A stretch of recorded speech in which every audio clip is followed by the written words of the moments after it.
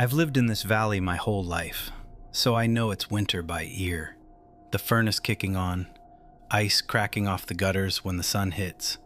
What you never hear in January is an engine grinding down the street at night, because the county's plows never come this far. That's why the scraping woke me. Metal dragging over asphalt, slow, back and forth, the way a blade works a road. 3 by the clock on the stove. I went to the window, sure I'd see a truck. The street was empty, and it was already scraped clean. I stood there in my socks with the cold coming up through the floor, and I tried to make it make sense. That's the first thing you do. You reach for the ordinary reason, because there always is one.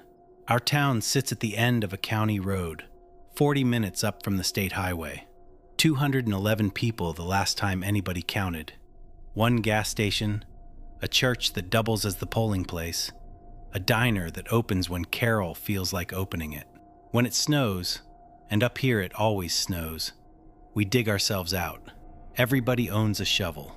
The Hendersons keep a plow blade in their barn that they bolt onto the front of their pickup when the drifts get bad, and they run it up and down the street as a favor, and then they park it. That is the whole snow operation for the entire town. The county trucks turn around at the bottom of the grade. They have since before I was born. So when I looked at that street, bare and wet under the one street light, snow banked in a clean ridge along both curbs, I thought, the Hendersons got ambitious. Good for them. I went back to bed. In the morning, I walked up the road to thank Bill Henderson, and he looked at me like I'd asked him to fly. The blade had been off the truck since November, he said. Rear differential went out. The truck was up on blocks in the barn. He'd show me if I wanted. I did want. It was up on blocks. The blade was leaned against the wall under a tarp. Dry, cold. The bolts still bagged and zip-tied to the frame the way he'd left them. Nobody had touched it. There had to be a simple explanation. There always was. I decided it was a good Samaritan. Some fellow from Kettle Falls with a plow rig and a bad sense of direction wandered up the grade in the dark, cleared our street by mistake, and turned around. It happens. People get lost.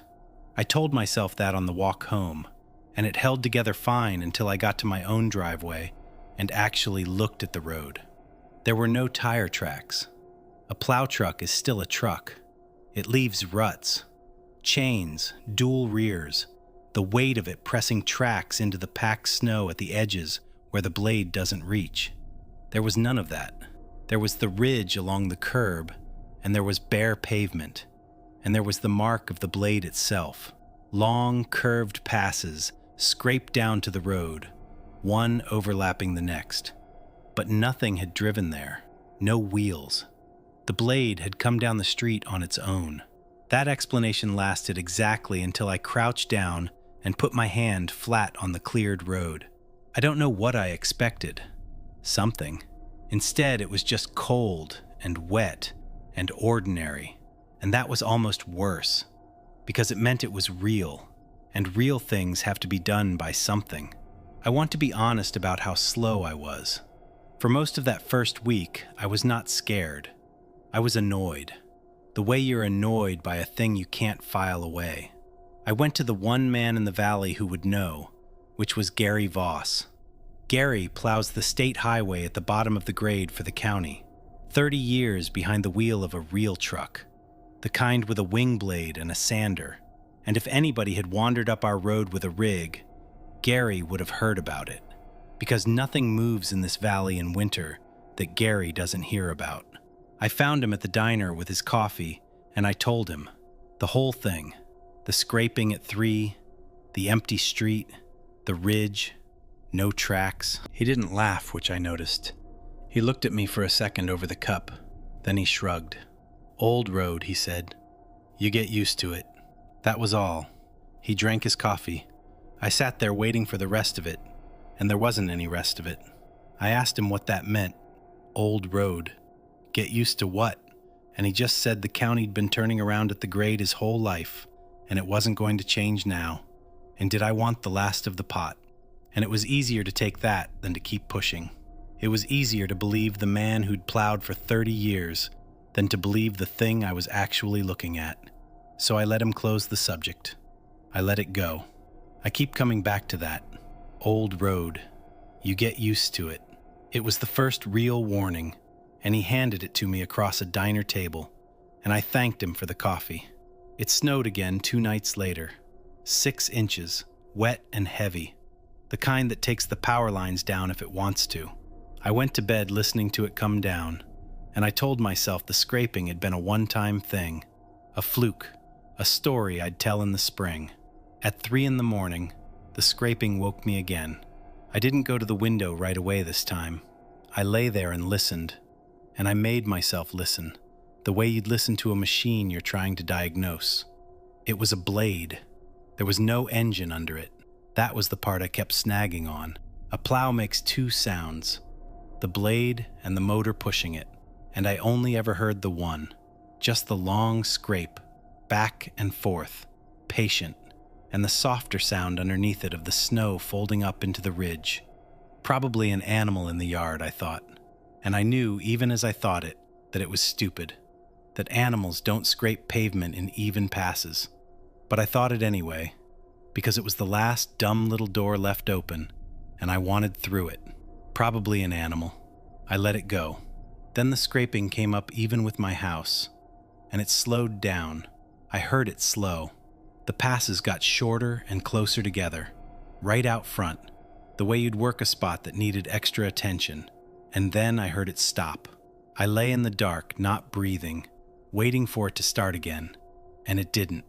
And the not starting was so much worse than the sound had been. I finally got up and crossed to the window, and there was nothing. Empty street, bare pavement in front of my house, wet and shining, and the ridge along the curb higher than the night before. Whatever had stopped there had gone on without a sound. I stood at that glass until the sky started going gray, and I never saw a thing move. In the morning, the ridge in front of my house was up past my knees. That was the part I couldn't square. 6 inches of new snow does not make a ridge to your knees. Not when it's only being pushed off one narrow street. There was too much of it. The ridge had more snow in it than had fallen. I stood there doing the arithmetic in my head, and it wouldn't come out. That was when I stopped telling myself it was nothing. I went out to that ridge with a broom handle. I don't even know why. And I pushed it into the bank where the scraping had stopped. Partway in, it went soft.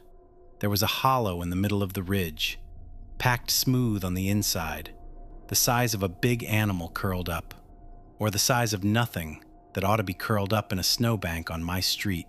The handle came out damp. I told myself a dog had denned up in there to get out of the cold. I told myself that for about as long as it took to remember that no dog packs the walls of its den flat. I started keeping a notebook. I'm a practical man. When a thing won't make sense, I write down what it does until the pattern shows. Because a pattern is just an explanation you haven't read yet.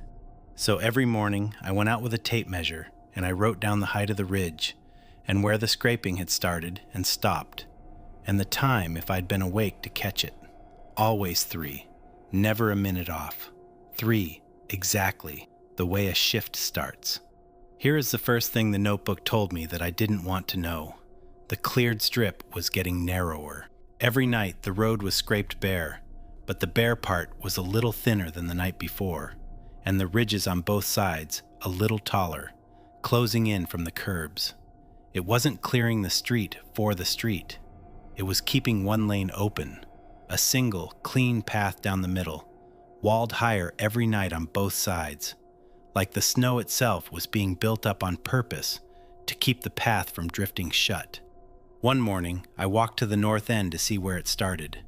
I thought there'd be a ramp to it, a stretch where the clearing thinned out into ordinary snow, the way it does when a plow eases the blade down. There wasn't.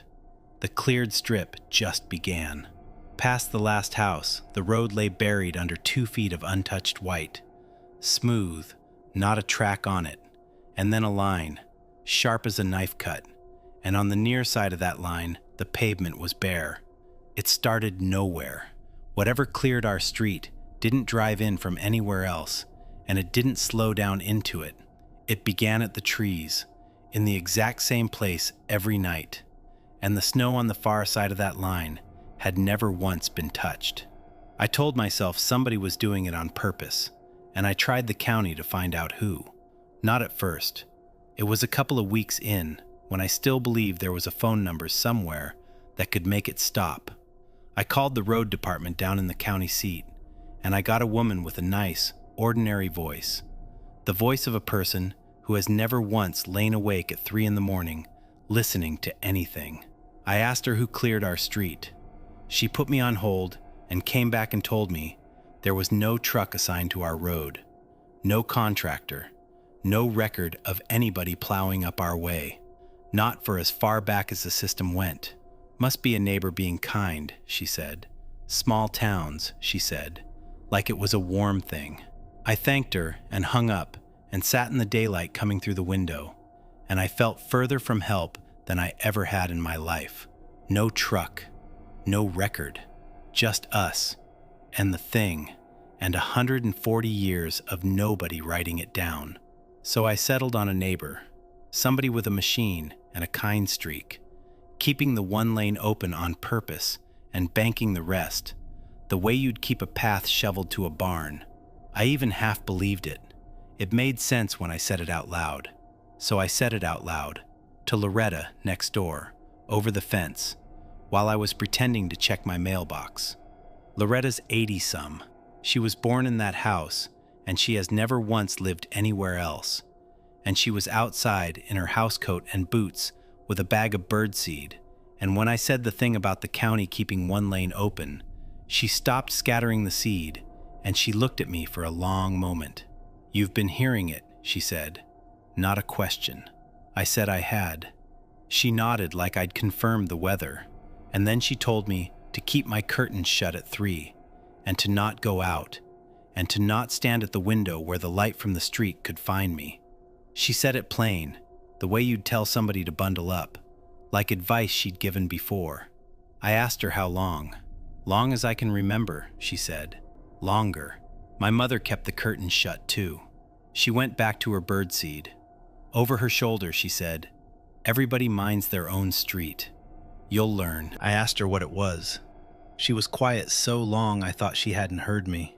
Then she said, the only thing that had ever mattered was that it had a road and a schedule, and that a thing with a schedule will leave you be as long as you're not standing in the middle of its road when it needs to pass. "Keep off the road at 3, she said. "Keep your light off it. That's the whole of it. People who forget that," she said, "don't get remembered back." That's the closest anyone came to warning me straight. Everybody minds their own street. The whole town, 211 people, all of them lying in the dark at 3 a.m. with the curtains shut, listening to the blade go by. And not one of them had ever said a word to me about it, because it was mine to learn. Loretta went inside. I stood at my own fence with the pattern finally showing through, and I did not like the shape of it. There was a reason for all of it. I just didn't like where the reason was going. I'm a practical man. I said that already. And a practical man wants to try the door before he believes it's locked. So the next clear night, I did something Loretta would have smacked me for. I backed my truck out and parked it broadside across the street, right across the cleared lane, blocking the whole path. And I went inside and sat in the dark kitchen and waited to see what a plow does when there's a truck in its way. At 3, the scraping started at the top of the street. It came down slow and even the way it always did. And I sat there with my hands flat on the table, and it reached my truck, and it stopped. For a long minute there was nothing at all. Then the scraping started again, not from the far side of the truck, from my yard. In the morning, my truck sat exactly where I'd left it, not moved an inch, not a scratch on it, but a new line had been cut across my lawn, bare grass showing through the snow, curving off the street and around the back of the truck and onto the pavement beyond, and then on down the block the way it always went. It hadn't moved my truck. It hadn't touched my truck. It had simply gone around, across ground where there had never been a road, because the path had to go through, and the path did not care what I parked in it. The grass under that line withered by the weekend. It never came back. There's a brown stripe across my lawn to this day where something walked that had no business walking there. I did the thing you're not supposed to do. Of course I did. That's why there's a story. The next clear night, I put my boots on at 2:45, and I waited by the back door in the dark, and I did not turn on a light. And when the scraping started at the top of the street, I went out the back and around through the Henderson side yard where the snowbanks would hide me, and I got low behind their woodpile, and I watched the street. The cold that night had a smell to it. That's the part I still can't explain to anybody.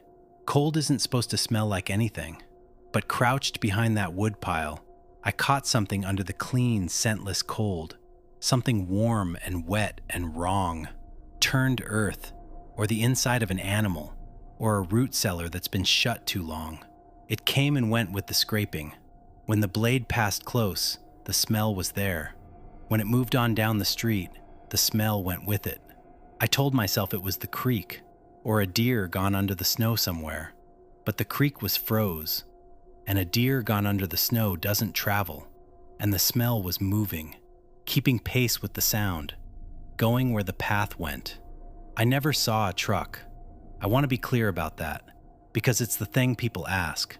There was no truck. What I saw, from behind the woodpile, 40 feet off, was the snow moving. The ridge building itself along the curb, snow lifting up off the road and folding onto the bank in a long curl, the way it does off a blade, except there was no blade I could see, and nothing pushing it, just the sound, and the smell, and the clean strip opening up down the middle of the street, ahead of a thing I couldn't make my eyes hold. There was a low, dark shape where the sound was. I'll give you that much. Something dark and low, moving at a walking pace down the center of the road, and the snow opening in front of it and building on both sides behind it. And it was not the shape of any truck, and it was not the shape of a man.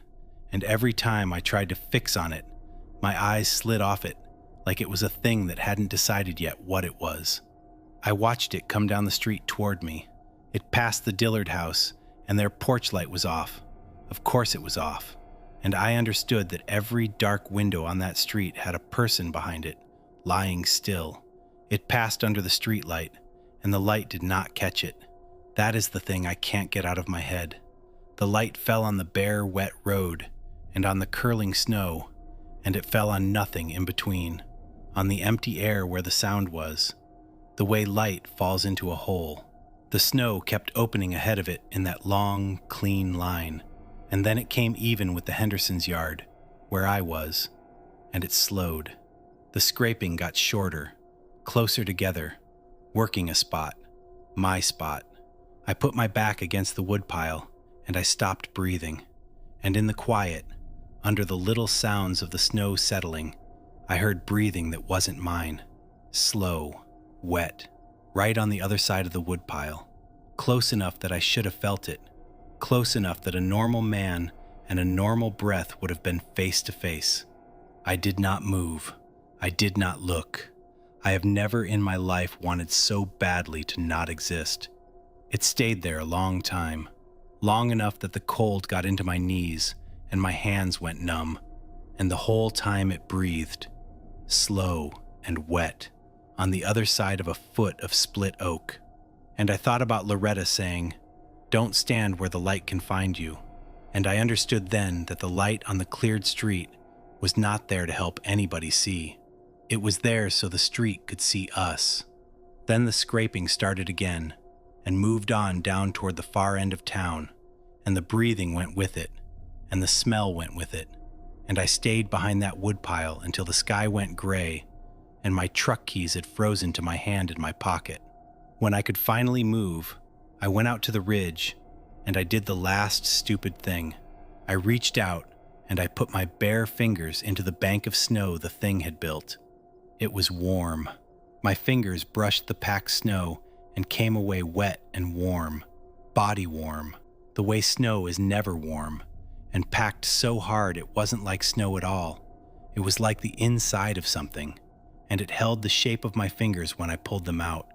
I wiped my hand on my coat over and over on the walk home, and I couldn't get the feeling off it. I still can't, some nights. I got the map out that afternoon, the real one, the survey map, the one that shows the whole valley and every road and the old grades that aren't roads anymore. And I marked it. Every place I knew the path had run, every street I'd heard the scraping on, every ridge I'd seen, Loretta's street, my street, the stretch past the church, the gas station road. I marked them all, and I sat back and I looked at what I'd drawn, and the bottom went out of my stomach. The cleared path did not follow the roads. It crossed them. It ran in a straight line. From the tree line at the north end of the valley, where the county road gives out and the forest starts, down across the town at an angle that ignored our streets completely, cutting from one to the next only where they happened to lie in its way, straight on through to the south, to the old pass road that hasn't gone anywhere in 50 years, up over the grade and out. A corridor, arrow straight, tree line to pass, right through the middle of everything we'd built, and our streets were just the parts of it that happened to already be paved. And there was the church. The church has sat crooked to the street my whole life. Everybody in town has a joke about it, that the founders couldn't find north with both hands. It faces off at an angle from every other building we've got, and nobody ever thought harder about it than that. But when I laid my pencil line across the map, the church wasn't crooked. The church was the one building in the whole town that sat square. Its long wall ran exactly parallel to the corridor, lined up to the inch, aligned to the thing's road and not to ours. Whoever built that church 140 years ago knew exactly where the line ran. They knew, and they didn't build across it. They built the one place they prayed in to point the same way it did, and then they let the rest of the town grow up crooked around it, and they never wrote it down anywhere but in the angle of a wall. And there was the Corliss place, third house down from the church, on the line, empty as long as I've been alive. Nobody will buy it. Nobody will squat in it. The bank held it for a while, and then quietly stopped trying to sell it, and the grass grows up around it every summer, and nobody mows. I'd always figured it was just an old house with a bad roof, but it sat square on my pencil line, in the exact center of the corridor, and I understood then why no family had ever made it through a winter under that roof. That was the one spot the path couldn't go around. In winter, the ridge outside the Corliss place is always the tallest in town. It was right there in my notebook, a column of numbers I had written down for weeks without once knowing what they were telling me. It was never plowing the town. It was never for us. The town was in the way.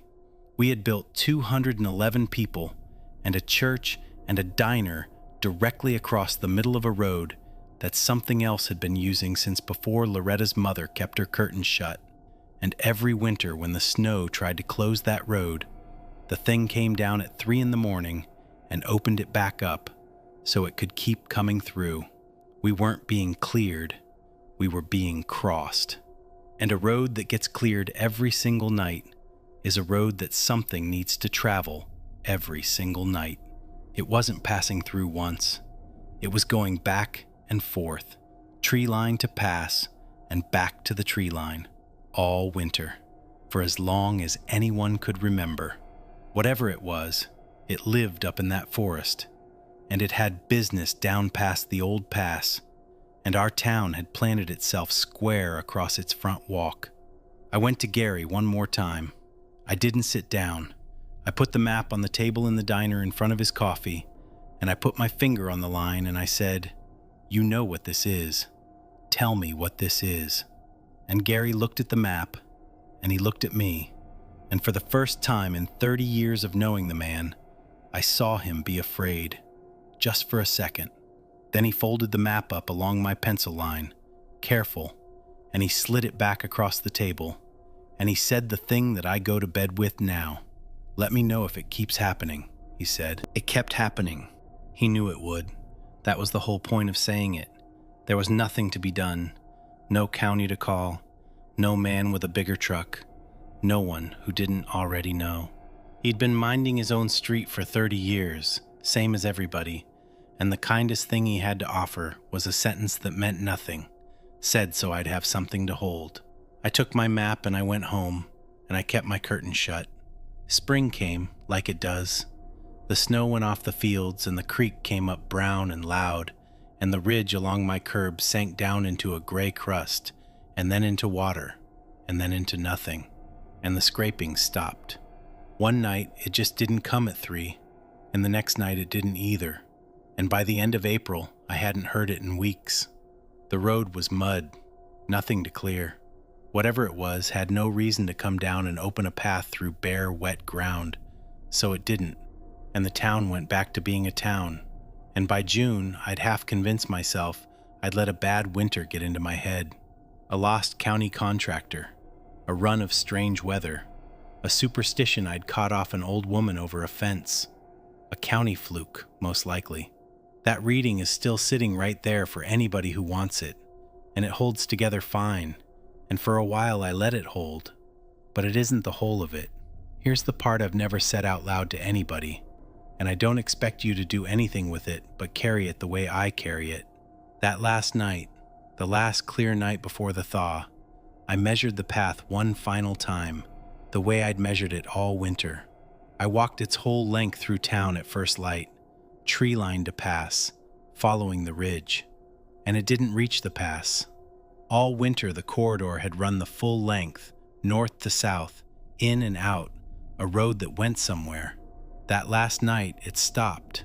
The cleared line came down out of the forest, and it crossed the streets, and it came up my block, past Loretta's, past mine, and it stopped at the Corliss place, the exact center of the corridor, the one house it had spent 100 winters going around, and it did not go on.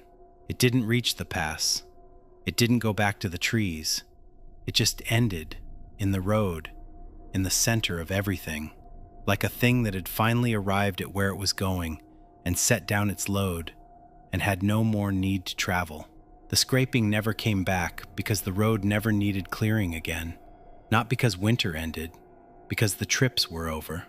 All those years, back and forth, tree line to pass, carrying whatever it carried, and this year it made the trip one last time, and it stopped halfway, here, with us, and it stayed. Nobody plows a road for a guest that's already home. Loretta passed that summer, in her house, the way she wanted. I went to the service. Afterward, I stood in her yard a while and looked at her windows, and every curtain was drawn, even in July, even with her gone. Nobody had opened them. I keep thinking about who taught her to keep them shut, and who taught them, and how far back down that line the shut curtains go. So I keep my curtains shut at 3, even in summer, even with no snow to clear. And when the first flakes come this year, and the county trucks turn around at the bottom of the grade the way they always have, I am going to lie in the dark and listen, and I am going to pray that I hear the scraping start up again at the tree line, and come down through town, and go on out over the pass. Because if I hear it, it means the thing still has somewhere else to be, and if I don't, it means it doesn't.